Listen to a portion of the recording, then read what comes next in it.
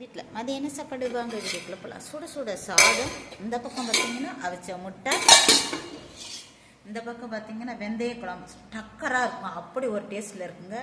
நாளைக்கு குக்கிங் சேனலில் வந்துடும், பார்த்துக்கோங்க. இது கூடவே கொத்தவரங்காய் பொரியல். சிம்பிள் சாப்பாடு தான். வாங்க வீட்டுக்குள்ள போய் சுட சுட சாதம் போட்டுக்கலாம். இது கூட கொத்தவரங்காய் பொரியலையும் வச்சுக்கலாம். அவிச்ச முட்டை வச்சுக்கலாம்.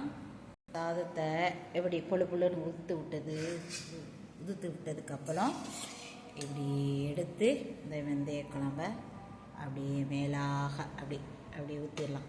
ஊற்றுனதுக்கப்புறம் நம்ம சாப்பிட்ற ஸ்டைல் இருக்குதுங்க. அப்பா கொஞ்சம் போல் பரட்டி